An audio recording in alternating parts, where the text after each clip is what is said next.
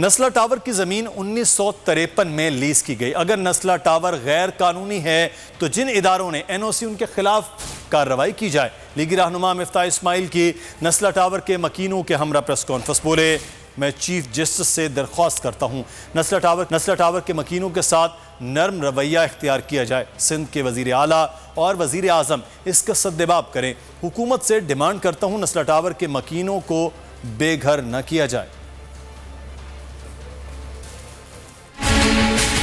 ये जो plot allocate हुआ है ये 1953 में हुआ है, तो मेरे ख्याल से जो एलोकेट कर भी रहा होगा वो भी शायद अभी अल्लाह के पास पहुंच गया होगा, और जो ओरिजिनल अलॉटी होगा वो भी अल्लाह के पास पहुंच गया होगा। इसी नाले पे किसी ने छोटा सा क्वार्टर बना लिया, आप उसके पीछे तो जा रहे हैं, लेकिन जो बड़े अफसरान घरों में बैठ के चाइना कटिंग करते हैं उसमें से किसी को नहीं पकड़ा गया आज तक। जो शफकत हम बड़े लोगों से करते हैं वही शफकत कानून को गरीब लोगों से या कम असर वाले लोगों से करनी चाहिए। किसी का 40 लाख रुपए का आप क्वार्टर अगर तोड़ रहे हैं तो उसको 40 लाख रुपए दे, उसको ऑल्टरनेट घर दे, वरना वो किधर जाएगा। किसी को सड़क पे लाना या किसी को भूखा रखना, उसका रोजगार छीनना कोई बड़ी बात नहीं है, ताकत वाले लोग कर सकते हैं, लेकिन उसका घर चलवा देना जो है मेरे ख्याल से वो ज्यादा अच्छी बात है।